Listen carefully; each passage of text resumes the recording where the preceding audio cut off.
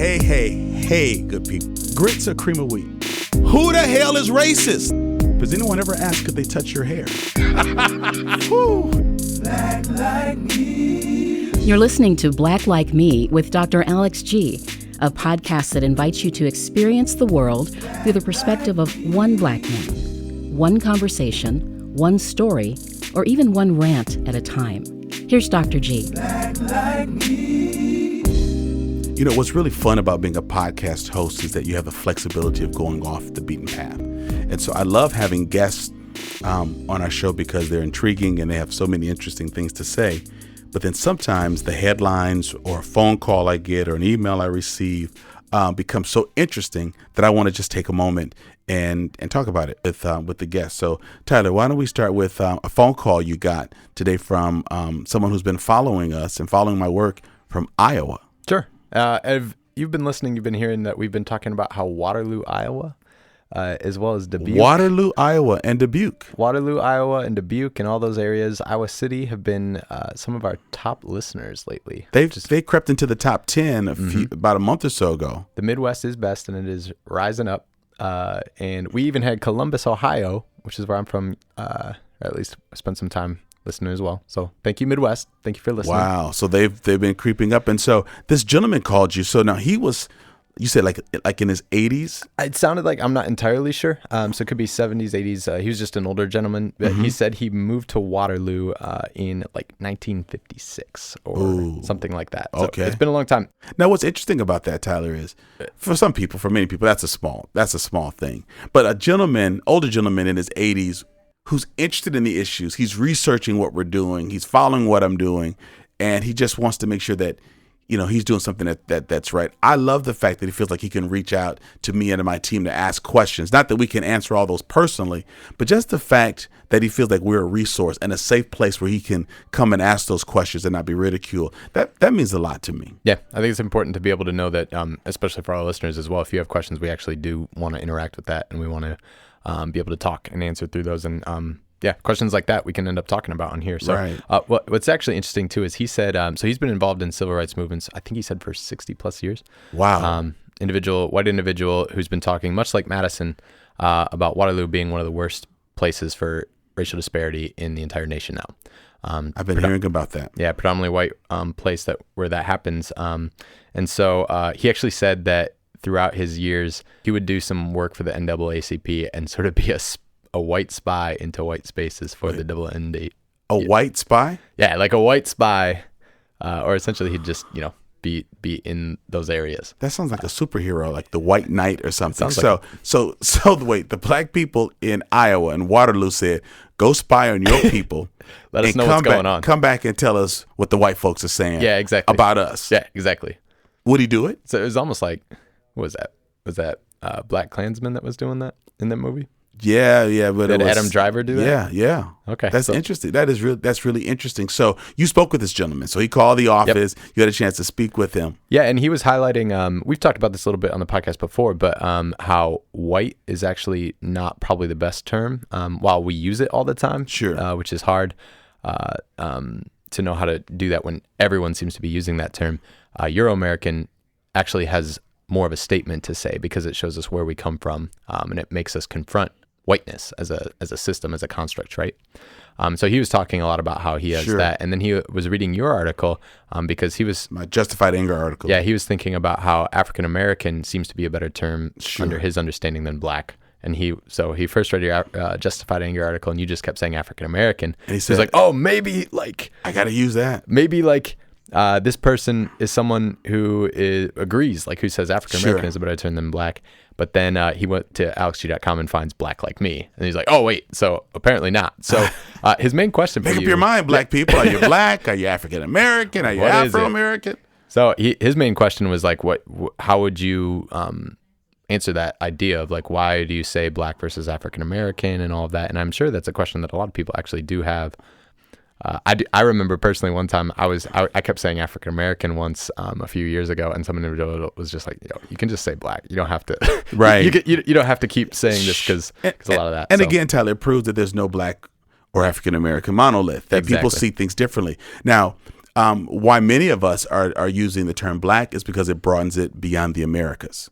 So, for example, Caribbean folks who are black, and of course, people in Canada are considered as part of the Americas. It's North America, but there are folks who are Caribbean. If we said African American History Month, that sort of shuts them out. But there's an African or black presence in the UK, in France, around the world. Yep. So people tend to talk about black.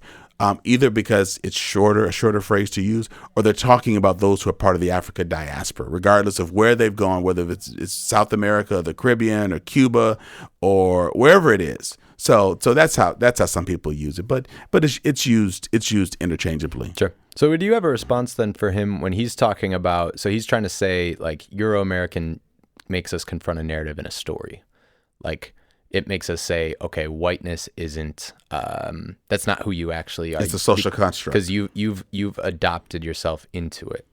Would you say that there's like a power differential there? Is that like the how you would respond when? Because we could say, how would you respond? Because when white people try to weigh in and tell me whether, like, I have white friends who tell me that I should use African American and not say black. Exactly. And I feel like, hey, that's none of your business. So I'm going to practice fairness and not try to weigh in on what I think white people or people of European descent, how they should identify themselves. So what would you say to that gentleman? Do you think that it causes a confrontation of that social construct called whiteness? I certainly think it does. And it makes you have to stop and say, well, why do we have to, well, we're just white. It's that conversation in general that is taking and confronting whiteness and saying you are not actually white. And what's hard is we've talked about this before, but I still will say white. Right, look at you. You're getting kind of flustered saying it. Just breathe. I still say white, and I identify as white, even though I also am trying to be conscious about identifying as Euro-American or with Polish and Irish descent and what those stories mean, even though white functionally seems to be a more term that confronting whiteness and white supremacy, I'm like part of that system. Sure. So identifying as white, to me, as long as there's this, it's an interesting element. There's two elements to it, because I do identify as white because I have participated in and benefit from this system, and I am part of it. And to be part of it means to confront it, in order to dismantle it. But also, by dismantling it, it's by identifying with European heritage and what those things mean, and why did we stop identifying with those specific places. So I think that's interesting. I think what might be interesting too is the difference of why it might be more encouraged to really think through and confront that for a white person to remember that, versus why someone who's black might be able to really own blackness or be able to really identify as black, versus having to push back into that narrative. I think, whiteness seems to have more oppressive nature to it. Sure. But growing up, your pastors, your teachers, your parents, they used white, but they weren't thinking about any system that they were participating in. Yeah. They were just taught that that's what their skin color was, and that's what your ethnicity is. So it wasn't, you're connecting with it on a social political level, on a historical level, but most whites who use that in America aren't thinking about all that. They're just thinking, this is really who we are. This is normal. Right. Quote. I did a bus tour, a bus trip. It's called Sankofa, that did with a bunch of pastors and ministry leaders. And but the icebreaker session started with just a little meal. And we sat around, we made a big circle before we got on this bus to tour for like the next two or 3 days. And the question was, how do you identify yourself? And you can't use gender, or you can't just say I'm American. Mm-hmm. And I think we said you can't say white.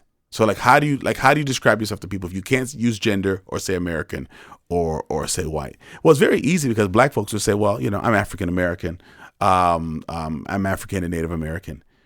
The folks of European descent, the folks who look like you, they stumbled. Yeah.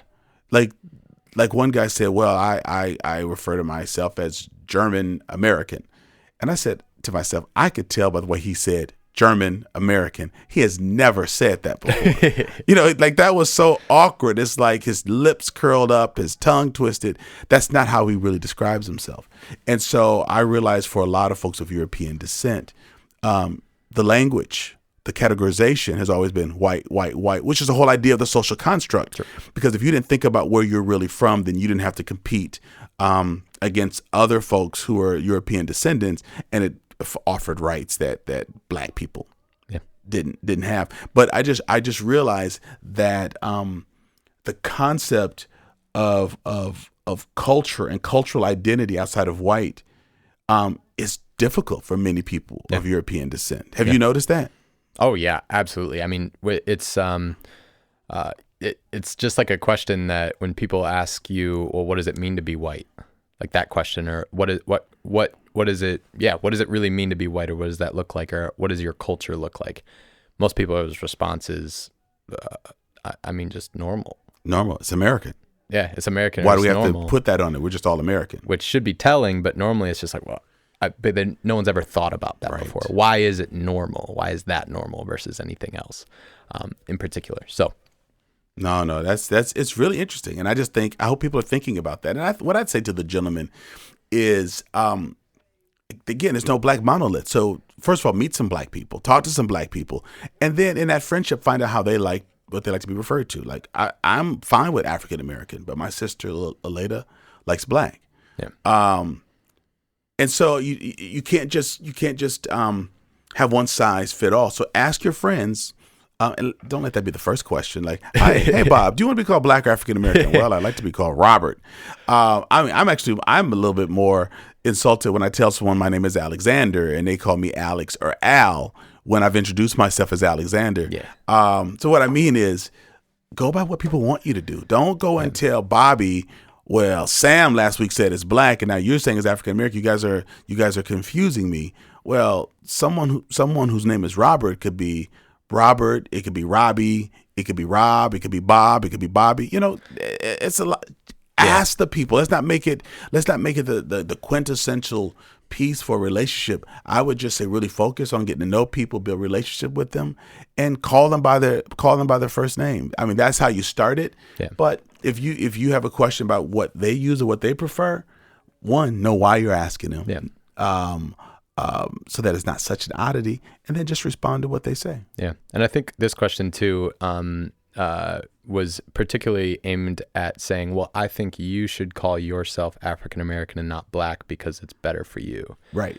Which while I totally, and I'm really happy this question was asked, I think that what you just said about listening and being like, well, maybe you don't know exactly yourself what someone who's not you should be calling themselves. Right. Maybe And if you got to look me up and ask me, again, I appreciate it. But if you got to reach out to somebody, I'm being facetious now. We're not in a different time zone. But if you reach out to someone in a different time zone to figure out, what I think black people in Iowa should be called, you've jumped over about 15 counties to get me to ask me that question. So ask folks who are right there. Yeah. So. Yeah. So. We had a couple other topics that you were thinking about talking about. Sure. Some other things that are happening around the country. What? Yeah. Before we even get there, sure. Let's just say too that, we really, if anyone who's a listener has questions, we really love interacting with this stuff. Right. So they can connect with us on Twitter, on my Dr. Alex G Facebook page, of course, at alexg.com. But we have those Patreon tiers too that people are able to sign up for, and then we can answer these questions all the time. That's part of the tier, one of the tiers that you have. Definitely, so. I've been communicating with people. Like I'm excited, Tyler. People have actually been joining Patreon, and they've been supporting our work. So I'm really excited for the folks who have done that. And I know that people could write their comments or they could pick a tier, but I didn't know that I could write back. So I've been writing people and communicating with them. So please, that is one of the benefits, one of the great perks of Patreon is that I can have greater interaction with folks who are supporters of Black like me. So please continue to do that. And for those of you that are in Dubuque, Des Moines, Waterloo, the software that we use is just puts Iowa, but we know that you all are from cities around Iowa. So for the Iowans who are listening, shout out at us, talk back to me. Let me know where you're from, how you found the show, who you're listening to it with. I really want to hear from folks from Iowa and for folks from Columbus, Ohio. I want to know how you found out about us. Absolutely. What else is on my blacklist? You want to talk about Dr. Christina Cleveland? She has been shaking things up. So Dr. Christina Cleveland is part of the faculty at Duke Divinity School. Yep. And so we're just looking at an article that she just penned, and the gist of the gist of the article was Sure. It was actually it was a post, released on Tuesday, June 25th. Okay. Where she just recently she's a young black woman who is PhD and just doing. Is she black or African American? Oh, she is. We should ask her. We should You're tweet at her. listening. My work here is done. You know what? There are not very many things in this life that are more gratifying than a white man who listens. Yes, Tyler, please continue. Okay. So she, she's in academics there. She has been there for a while, and she just resigned completely. Wrote a big formal letter. Yes. Is becoming an independent scholar who will be funding herself on Patreon. Now, who leaves a faculty position to become an independent scholar? And not just anywhere, Duke Divinity School, which they sort of have a reputation of being sort of the gold standard for how we look at religious issues, theological issues, specifically on reconciliation and justice within racial lenses. So wow, they've been losing a lot of their faculty, that I've been hearing to other places like Princeton and Yale, and she's had some bad experiences. Yeah, please go on. Yeah, she wrote an article called "White Devil in Blue," which, by the way, I just got to say, my best friend Josh, who's a listener in Chicago, was the one who put me onto this. So thank you, Josh, for putting me onto this. What's up, Joshy? But she wrote an article called "White Devil in Blue."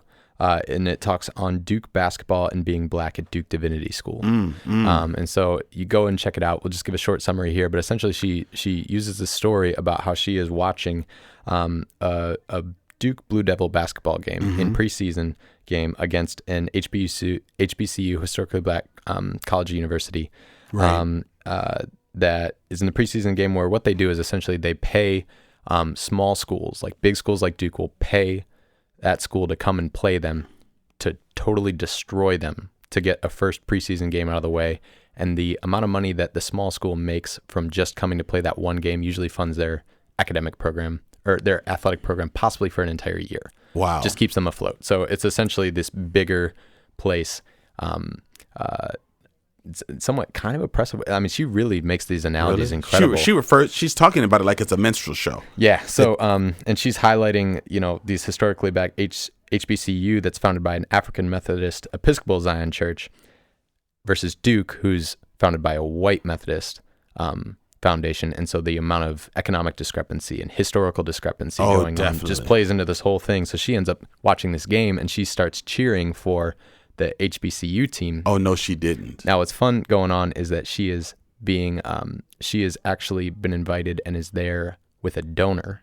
A donor who's trying to fund her work. Right. White donor. And then the white donor, in the middle of her cheering, looks at her and says, "I see you. I want you to know I see what you're doing," in this almost threatening way, saying, you better not be doing that. You better know your loyalties, girl. And so so the second half, she talks about how she kind of shut down what she was doing and started to cheer for Duke. And just confronts, throughout the whole article, she confronts how this seems so oppressive and so almost related to slavery, related to a lot of things. In fact, she talks about how she was in the dean's office, starting to relate how she felt like Duke wasn't actually a great place racially for black people. And the dean said, well, a place is academically great, or a place like Duke may not be for everyone. So maybe it's not for you. Wow. So if you speak back and challenge things, then obviously you can't handle the rigor, or you're not ready for this level of institutional education. Wow. Exactly. And so and her response was, she was just like, okay. And so she shut herself down in those times. She had to be like, okay, well, I guess I'll just shut down for a little bit, but she's had enough. And she wrote a resignation later, and pretty much she said, "I'm coming after Duke." Yes, that was a bold statement. I'm coming after Duke. And she said that this is a bold statement. You're a black woman in academia. You're a faculty. You step out. You're challenging the status quo. You know, you're Davy going after Goliath. And, you know, let me just say this for just a moment. I'm just appalled. And I don't know all the details, but I'm just appalled when systems, or whether it's a business, a nonprofit, a branch of the government, a university, that says we're about reconciliation, we're about unity. And then when people challenge it, they almost become targets of revenge. It's almost as if you're revealing our blind spots, and you're challenging us on stuff that's not going well. I mean, this person's an insider. She's on your team. Why can't you listen to her? Why can't you learn from her? Why is it that when people have opposing views, the knee-jerk reaction is, well, maybe this place isn't for you? So there's only two options: loyalty or real loyalty. But when you start questioning things, then it's assumed you don't belong, and you don't really have a place here, and I have not recognized it. And that's the handwriting on the wall. You know, that's the beginning of the end. Yeah. So it's just, I mean, she just lays it out in this essay. I really encourage you to go read it. But pretty much what she says at the end, after she says she's going to start revealing the details of her horrific 4 years there, is that it's not an experience that's unique for black women, as we know, in universities and settings like this. So she talks about how she is joining a glorious chorus of black female independent scholars who generously offer their intellectual gifts to the world without the reliable paycheck that comes from being a faculty member in some ivory tower. Wow. So wow. She shares that. And so she's looking for resources, and you can go to her Patreon page as well, Christina Cleveland, to think about how to support her. But hey, and if any of our friends know her, please help me get in touch with her, because I would love to talk with her on Black Like Me, and I would love to help her talk about her page or get more followers to come in and support her. You know, it in this day and time, it's amazing to me that we still issue economic sanctions against people who are challenging a status quo, whether it's Kaepernick, the folks or these women in academia. When you begin to speak up, you become a threat. And I know a little bit about that. But it's very interesting that in communities and places where people are saying, we want diverse thoughts, what they really want is someone just to rubber stamp their garbage, but they want you to look like a viable underrepresented group. But when you begin to speak like you have some sense, or like, as an intellectual, or as a person who speaks of conviction, the backlash is just really, really crazy. So my heart is heavy, because, I mean, faculty go into their work. They obtain tenure so they can talk about things and have freedom of censorship. And so to begin to say things to an institution that's supposedly known or recognized for a work of reconciliation, and pointing out places that are the antithesis to it, should be something that's welcomed, and it shouldn't cause a threat. That's awful. That's ugly. That's disappointing. But this is real. This is really, really real. Sometimes my non-black colleagues, particularly my white colleagues, would say, "Why, if that happened to my child, if someone said that to me, I'd march right up to the office. I'd say this, I'd say that." They're saying that they're trying to be culturally sensitive, but they're saying it through a white lens. They don't understand that the system has the power to cause a backlash or a sanction, or to hinder your work, or to blackball you, to blacklist you. People acknowledge the atrocities that happen in a heated moment, but don't always acknowledge the systems that keep people muzzled. It's like a gag order so that they're not able to really, really respond. Yeah. I like the fact that she's saying she's coming after Duke, and I think she means it. Yeah. And I think, it's just, I mean, she highlights it throughout the whole article, where she's just like, well, my funding is going to get cut if I don't cheer for Duke. Right. That's a real thing. Right. That people are putting that pressure on, because she's with a donor who is specifically there to help talk to her about funding her research. And so she talks about how she shuts it off just to continue to survive. And look at Duke stars, currently and historically. So to bring in a team that's not at Duke's caliber, and who is? I mean, there are very few. I mean, the group that's considered competitive against Duke is somewhat limited. But you got black players that from the Duke team who are part of this decimation that takes place. So you bring in, this smaller team, smaller program, they can't recruit the same level of athletes. And so it's not like it's white players that are doing this against a black team. it's Duke's black players that are part of this thrashing. Yep. And that's not even necessary. And if she's saying this must have happened more than once. Oh yeah, because it's almost like a yearly thing that happens with college basketball, right? Yeah, you just bring in a team and you just destroy them as a warm up, and it's like, well, we paid you off so that, right? And who gets really paid off? And the challenge is players? also our black alumni from HBCUs and those who didn't. We got to find ways to be supportive so that people don't have to do these kinds of things to just to earn money to run their own athletic programs. We've got to have more economic development and philanthropy in the black community because it's too easy to be pimped. It's too easy to be pimped. Yeah. Hey, I hope you're enjoying this segment of Black Like Me. I want to take this moment to tell you about something new that we're adding to the Black Like Me experience. I've added a Patreon page. Yeah, that's right. Patreon.com/BlackLikeMe. It allows me to really connect with the listeners more. As I've been traveling the last few months, I am meeting so many strangers who are telling me how this show is having an impact not only on their personal perspectives and lives, but their professional lives. And that means a lot to me. So we've created a number of tiers, and I think you'll like this. Cream of wheat, grits with salt level, grits with sugar, grits with shrimp and cheese. I'm a black icebreaker level. They give folks a variety of choices depending upon what you can afford. But what it allows me to do, depending on the level, where I will shout out your name on one of the shows. Another level allows us to have quarterly interactions on a private Facebook page.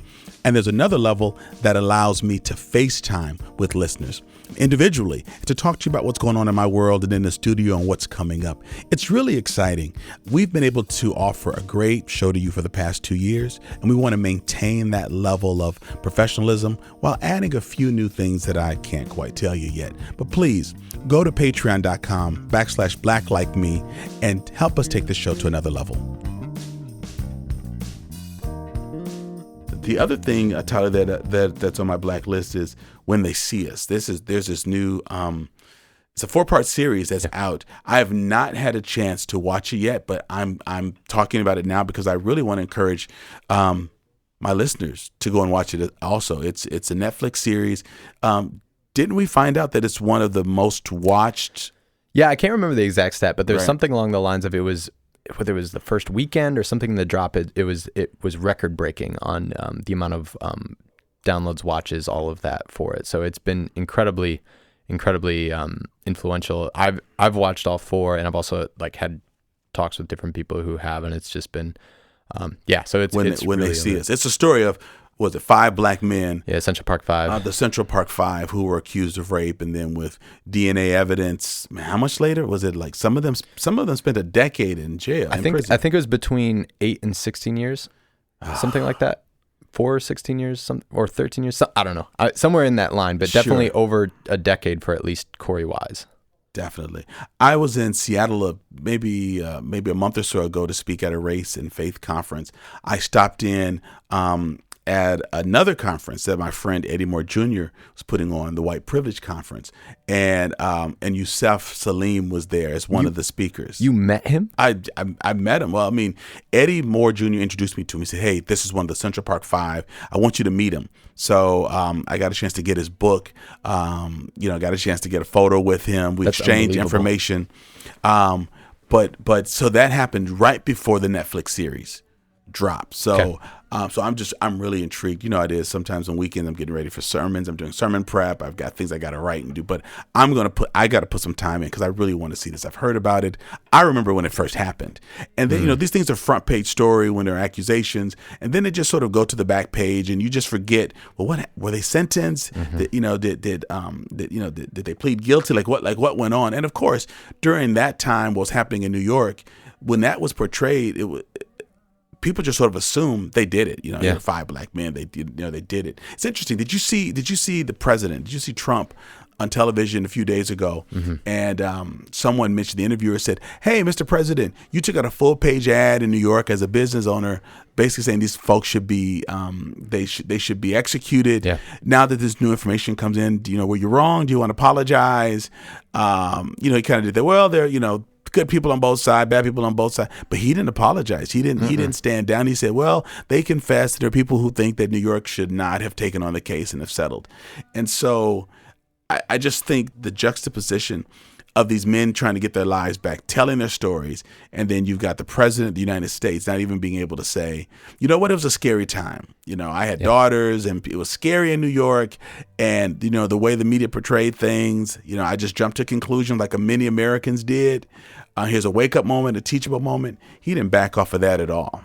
Yeah, and they have like actual film footage in the episodes of Trump talking and sharing that. So they make that comparison. And you've got now the lawyers and the people who were the ones who were prosecuting and making this happen, which is just horrifying to watch how it happens unfold in the show. But they're fighting back now saying, because they're getting either fired or resigning or having issues happen with people fighting against them, and now they're like feeling threatened. They're like, well, hey, like that's not how it worked. This misrepresented me, which is just like crazy in itself that you finally actually start to bear the consequences for your actions. And we know it's not new, Tyler. Yeah. We know that this is not the only case. This is why Brian Stevens' work is so important down in Alabama. There's so many black people on death row, so many black people who have had convictions because of drug possession, marijuana possession, which in many states is now legal and very profitable. But what happened with the Central Park Five has happened. I mean, it has happened historically. Yeah. And this reminds us of not of a new trend, but what has been the rule and not the exception. And so I'm pleased that people are watching it. And I want to encourage, again, my Black Like Me podcast family. I want you to go and watch it so that when I begin to talk about it, you can be ready to either send questions my way or at least engage it differently. But don't just look at this as an isolated incident. Understand that for many of us, we understand that this level of injustice, particularly in judicial circles and at judicial levels, is just the way this country has functioned forever, since its inception. Yeah. Anything else on our list to talk about? The last item is not necessarily just affecting African Americans, but I will loop it back into African Americans. And what's that last item? Well, it's just unbelievable atrocities happening on our in America right now with specifically related to Latino, Latinx community. Essentially Alexandria Ocasio-Cortez even saying, labeling this as concentration camps happening, holding children in incredibly awful conditions. If you've read any of the articles there, you've seen that. Urine-soaked clothing, clothing with mucus, and no bathrooms, snot, no bathrooms. It's just no doctors. No I got to tell you, as a person of faith, I'm a pastor. It breaks my heart. As an American, it embarrasses me. As a Black American, I just want to state for the record, and this is not belittling this at all because this is atrocious. But I don't, part of the reason why I do this show is because I want to help my white listeners engage in history and current events differently. Separating children from their families is not a new phenomenon in America. Yeah. We're seeing it now because of social media and because people are talking about it. Just like in the 80s and 90s when America, when there were war, sometimes it was the first time we saw missiles being launched. It's the first time we saw people in combat on television. So it was very different. When people saw race relations or poor race relations, like the Edmund Pettus Bridge fiasco on national news, it changed people's hearts. So what's happening is that people are watching these atrocities and they're saying, oh my God, this is happening. But it's been happening, whether it's social workers taking Black children out of their homes, whether it's back in slavery where children were sired, folks were these Black folks were bred like animals, like dogs. Children were sold. Families were broken up. Yeah. Frederick Douglass used to walk for miles. His mother used to walk for miles to see him. George Washington Carver was kidnapped and never to see his mother again. So America has a long-standing history of separating disenfranchised people and breaking up families.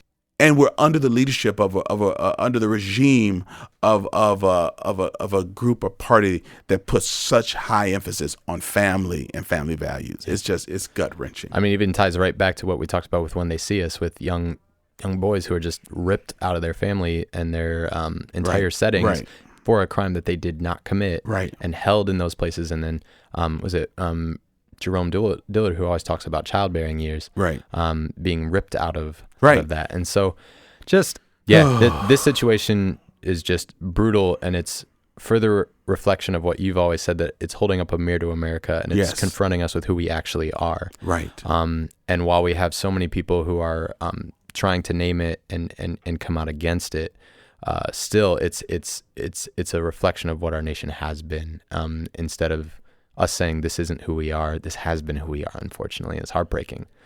So how do we actually confront this? Otherwise, it continues to happen. And it will continue to happen. We can't just read about it. Folks have got to call the representative. They've got to say, this is not okay. I need something to happen. We need more information. So we have to keep putting pressure on our government and our governmental leaders. But we can't just sit back and just become apathetic because we don't know what to do. We vote. We have power. We have people we can call and say, I'm not okay with this. And I want to go on record saying, you need to unite those families. You need to change those conditions. But I just want to say, just with my prophetic hat on, we are ignorant and deluded as a nation if we think that we can treat the marginalized and the disenfranchised like this and not have retribution. If we think, this is like, what's that singer's name on BET? Her?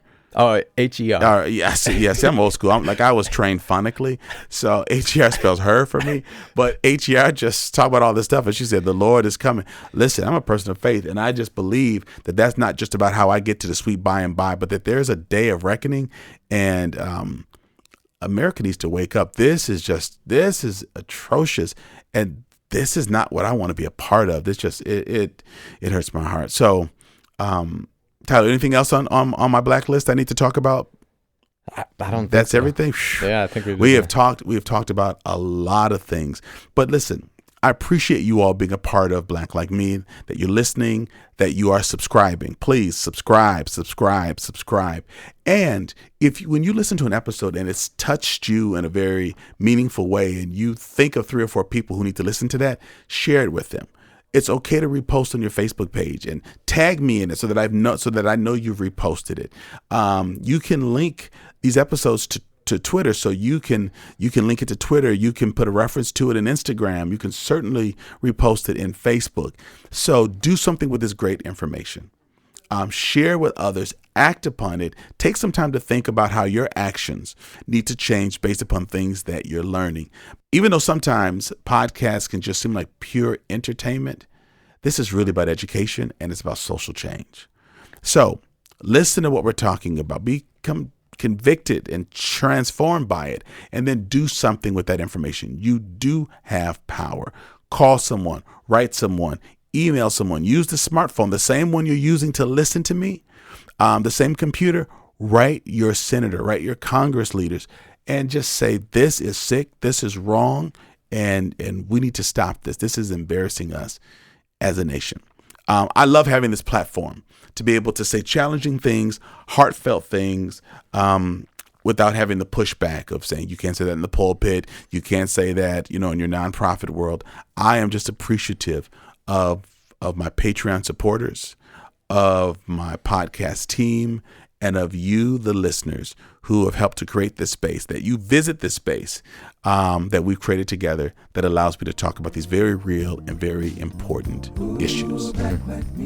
I want to thank Corey Saffold and Marcus Fleming for creating the music for this podcast, my podcast manager, Tyler Nyland, my engineer, Eli Steenledge, my editor, Jeremy Holliday, and our intro and outro are recorded by Cynthia Woodland. And a special thank you to WORT Studios, where we record Black Like Me. Thank you for listening to today's podcast. You can find out more about Dr. Alex G's amazing work at www.alexg.com. Black Like Me is sponsored by the generosity of the Human Family Unity Foundation. Ooh, Black Like Me. Ooh, Black Like Me.